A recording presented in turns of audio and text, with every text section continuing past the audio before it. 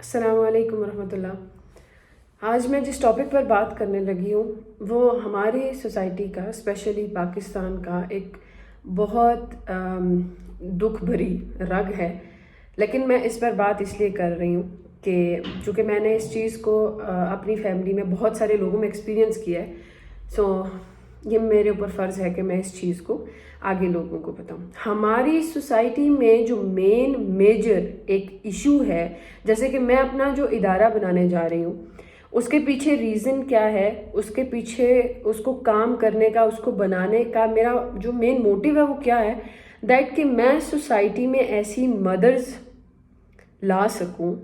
بچیاں 16 سال کی عمر میں، 17 سال کی عمر میں میرے پاس آتی ہیں تو 22 تک ان کی مینٹیلٹی اتنی میچور اور اتنی ایمان والی ہو کہ وہ سوسائٹی کو ایک مطلب ایمان والے، اچھے تربیت یافتہ بچے دیں۔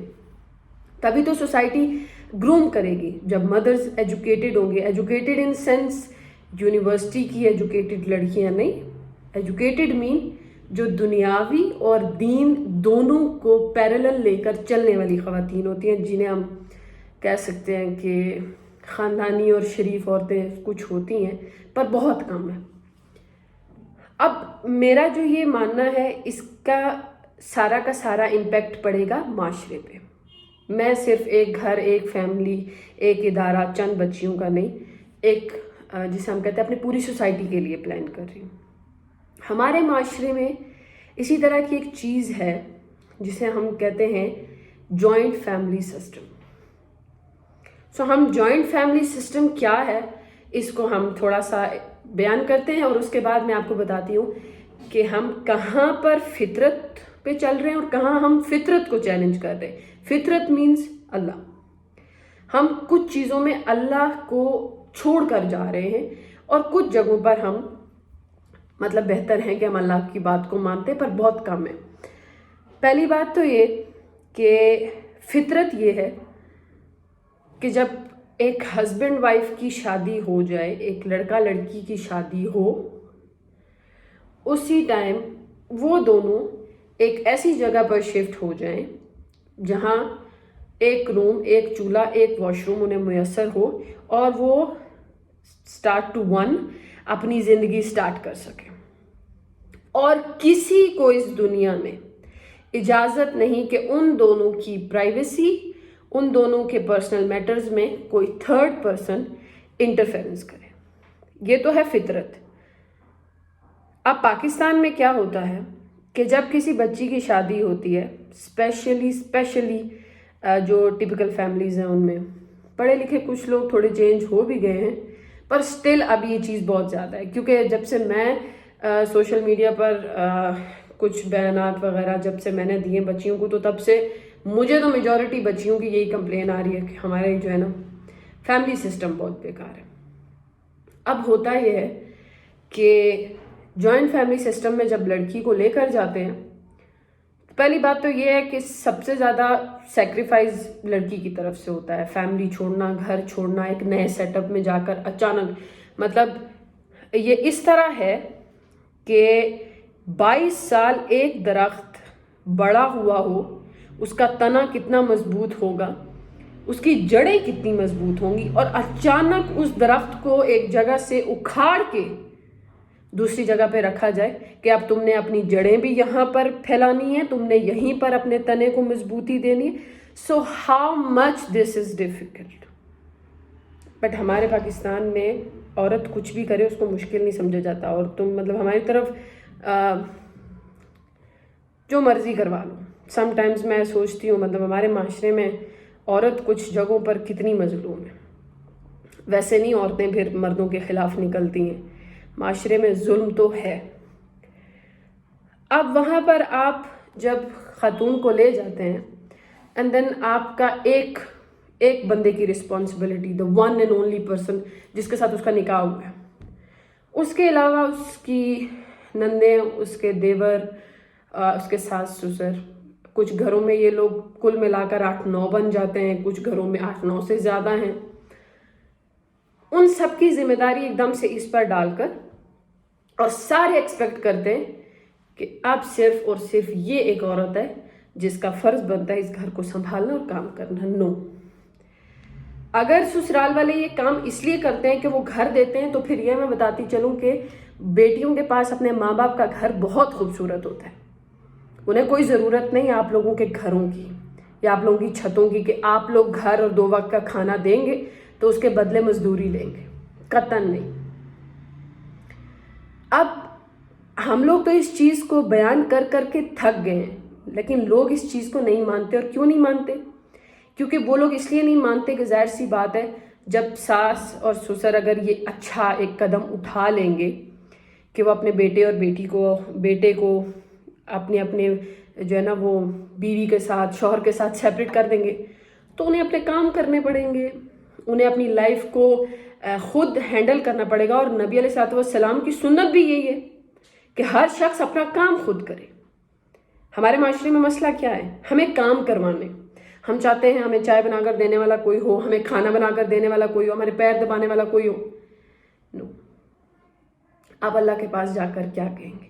اتنی آسائشیں اور اتنی آرام مت طلب کریں کہ کہیں اللہ کے کیوں کے نیچے پھنس جائیں کہ یہ کام کیوں کیا تھا. جب یہ پہلو ڈسکس ہوتا ہے تو اس پہلو کے اندر عورتوں کے ساتھ ہونے والی ظلم کی ایک لسٹ ہے. پھر آپ کو میں بتاتی چلوں کہ یہ چیز حدیث میں ہے. اللہ فرماتے ہیں کہ کسی بندے کے دل کو ٹھیس پہنچانا خانہ کعبہ کی اینٹ سے اینٹ بجانے سے بھی بڑا گناہ ہے. But who cares? کس کو پرواہ ہو؟ ہمارا تو کام یہ ہے کہ اگر بہو آئی ہے تو شادی کیوں کی ہے اس نے اگر اس نے کام نہیں کرنا. ہمارا معاشرہ کیا کہتا ہے؟ اگر تم نے صبح 4 بجے اٹھ کر تو کام والی کی طرح ڈیوٹی نہیں کرنی تو تم نے شادی کیوں کی؟ یہ کہاں لکھا ہے کہ صبح 4 بجے اٹھ کر عورت کی ڈیوٹی بنتی ہے کہ وہ سارے کام کرے، اور وہ بھی سسرال کے. آئی ایم ناٹ سیئنگ کہ ایک ہسبینڈ باس ہوتا ہے.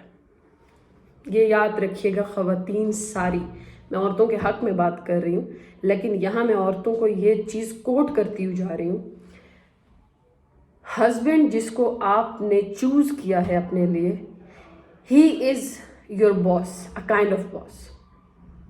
اب اگر جائز وہ آپ سے کچھ بھی ڈیمانڈ کرے، لائک اگر آپ شادی سے پہلے بہت ماڈ اسکواڈ لائف گزار رہی تھی اور شادی کے بعد آپ کا ہسبینڈ کہتا ہے کہ نہیں مجھے تم میرے ساتھ جب باہر جاؤ گی تو تم پردے میں جاؤ گی، سو یو شوڈ. آپ اس کو انکار نہیں کر سکتی. شوہر آپ کا اگر آپ کو رات کو 3 بجے بھی، جیسے کہ آج کل کے بچوں کا شوق ہے کہ رات کو 3 بجے ہمیں کوئی پکا کے دینے والا ہو. آج کل کی عوام راتوں کو جاگتی ہے، بھوک لگتی ہے رات کو امی تو اٹھتی نہیں ہے. بہنیں بھی ایک ٹائم پر آ کے کہہ دیتی ہیں کہ بس، تو پھر تمنا ہوتی ہے کہ بیوی ہوگی تو ہم رات کو 3 بجے اٹھا کے اس سے کرنا پڑے گا. یہ ساری وہ محبت والی چیزیں جو ہسبینڈ اور وائف کے بیچ میں، لیکن ہسبینڈ اور وائف کی محبت تبھی قائم رہتی ہے جب آپ ہسبینڈ کی خدمت کرتے ہیں. اور یہ رسپانسبلٹی ہے آپ کی، اس لیے ہے کہ آپ نے اس بندے کو چوز کیا ہے. آپ کو اس سے محبت کرنی پڑے گی، اس کی کیئر کرنی پڑے گی، اس کا اوبیڈینٹ ہونا پڑے گا، اس کی بات ماننی پڑے گی. ایون دو کہ اگر آپ کا ہسبینڈ آپ کو اپنے پیرنٹس سے ملنے سے بھی منع کر دے تو آپ کو منع ہونا پڑے گا. اتنا حق ہے ہسبینڈ کا. پر یہ تو 2 لوگ ہو گئے، لیکن ہمارے تو اس طرح سسٹم ہے نہیں. ایسے کون جینے دیتا ہے اتنی آسانی سے معاشرے میں کہ آپ 2 لوگ جی لیں اور آرام سے زندگی گزاریں؟ نہیں، آپ کی ٹانگیں کھینچنے والے ساری زندگی موجود رہیں گے. خاندان ہوتا ہی اسی کام کے لیے. میں نے آپ کو حدیث بتا دی کہ انسانوں کے دلوں کو ٹھیس پہنچانے پر اللہ بہت سخت پکڑ دیتا ہے. تو کیا ہمارے معاشرے میں بہو کے ساتھ اس طرح کا رویہ اختیار نہیں ہوتا کہ وہ اس کے دل کو ٹھیس پہنچے؟ کس طرح کی باتیں سننے کو ملتی ہیں. کبھی کبھی تو میں حیران ہو جاتی ہوں کہ مطلب انسان اس معیار پر کیسے گر جاتے ہیں، اس لیول پہ جا کر کے پھر اس طرح کی گفتگو کرتے ہیں مجبوراً. اب میں آپ کو بتاتی ہوں کہ اگر ہم، اور یہ جو ہم لوگ کرتے ہیں نا کہ فار ایگزامپل ہم جوائنٹ فیملی میں رہ رہے ہیں اور اس سے سب سے پہلا کیا آپ کے گھر پہ برا اثر پڑتا ہے؟ آپ لوگوں کی آپس میں محبت نہیں رہتی. وہی ساس جو شادی سے پہلے جان چھڑک رہی ہوتی ہیں بہو پہ کہ میری بہو آئے گی آئے گی آئے گی, وہ جب آتی ہے اس کے بعد اس کی شکل دیکھنا بھی گوارا نہیں ہوتی. اس کی صرف ایک ہی وجہ ہوتی ہے کہ جوائنٹ فیملی سسٹم اسلام میں نہیں ہے, فطرت میں نہیں ہے. کیونکہ اللہ نے نکاح کے تھرو صرف میاں بیوی کے دل میں ایک دوسرے کے لیے پیار ڈالا ہوتا ہے. ساس سسر کا پیار دل میں نہیں آتا, دیور نندوں کا پیار دل میں نہیں آتا, اور نہ ہی ساس سسر کے دل میں کبھی بہو کے لیے کوئی جینون یا نیچرل پیار کبھی بھی نہیں آتا. آپ اگر اچھے ہیں, اخلاق کے اچھے ہیں, تو وہ اللہ اس کا آپ کو اجر دے. آپ کی فیملی بانڈنگ خراب ہو جاتی ہے, آپ کے بیٹوں کے ساتھ تعلقات خراب ہو جاتے ہیں, آپ کی فیملی کا ماحول خراب ہو جاتا ہے, آپ لوگوں کی لینگویج خراب ہو جاتی ہے, اور دین وہ گھر کی بنسبت ایک مچھلی بازار بن جاتا ہے, اور الٹیمیٹ سارے رشتے بکھر جاتے ہیں لیکن نفرت کے ساتھ. اس کے برعکس اگر آپ شادی کر کے بچوں کو اپنے سائڈ پہ کریں, آپ کبھی کبھی ملیں گے, عزت سے ملیں گے, کبھی کبھی ملیں گے, ایک دوسرے کو دعوت کے طور پہ ملیں گے, آپ لوگ ایک دوسرے کا احترام کریں گے. یہ میری اپنی ذاتی گھر کی مثال ہے. میرے بڑے بھائی کی شادی سے 5 مہینے پہلے میرے فادر نے سیپریٹ گھر لیا اپنے پیسوں سے. کس لیے؟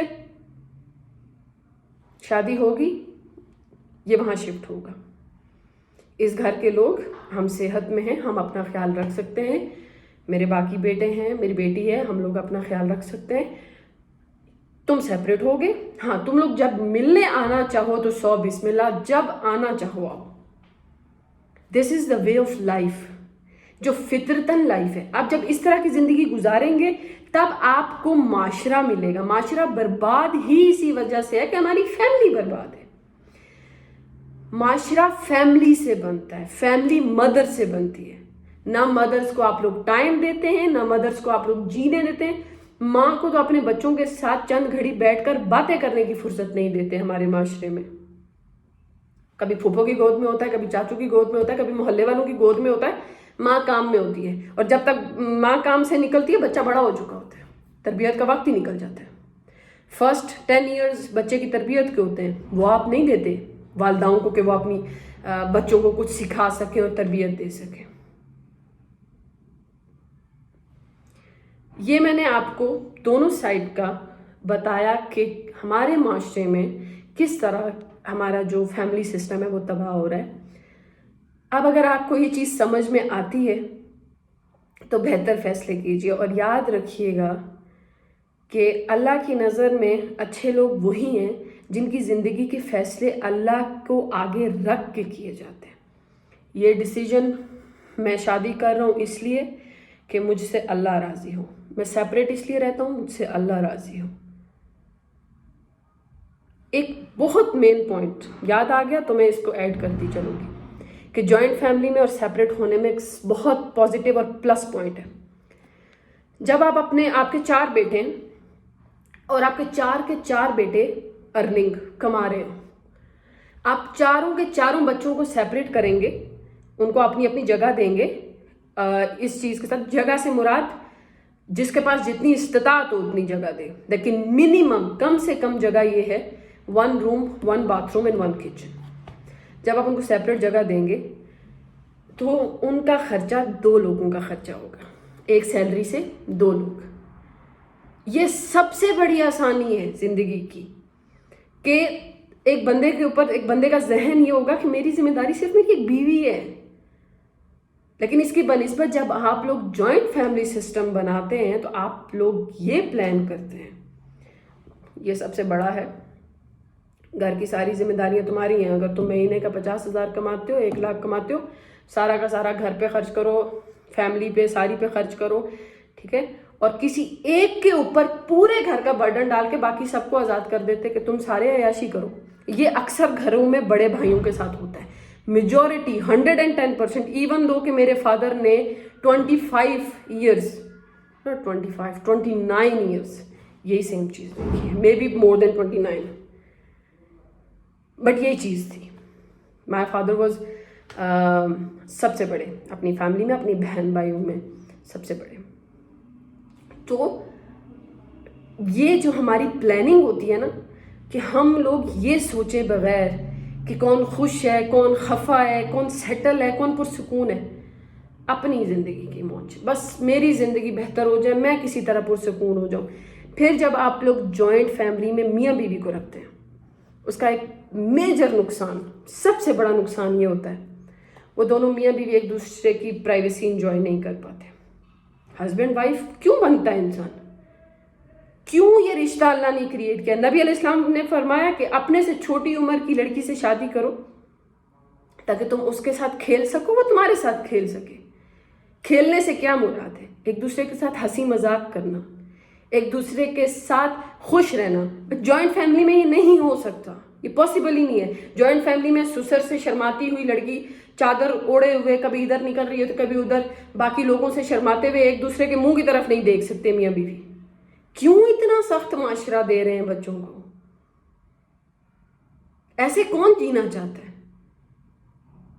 ایسے تو مطلب جو چیز ریلیجن میں ہی نہیں ہے، جو اسلام میں ہی نہیں ہے، اس کو زبردستی کیوں بنایا ہوا ہے اپنا مذہب؟ اور انہی کو بدعات کہتے ہیں. یہی وہ چیزیں ہیں جن پر نبی علیہ السلام کی وعیدیں ہیں کہ تم میرا دین بدلو گے تو مجھ سے ملاقات نہیں ہوگی. پرائیویسی یہی ہوتی ہے. پھر یہ جب پرائیویسی نہیں ملتی نا بچوں کو، تو وہ جوائنٹ فیملی کے چک چک سے تنگ آ کر یہی سوچتے ہیں کہ بیوی سوچتی ہے تم مجھے طلاق دے دو، شوہر سوچتا ہے کہ میں یہاں سے کہیں بھاگ جاؤں، میں باہر چلا جاؤں. اگر آپ یہ چاہتے ہیں کہ اللہ آپ کی زندگی میں آسانیاں پیدا کرے، مورل آف دا سٹوری، تو آپ انسانوں کی زندگی میں آسانیاں پیدا کریں.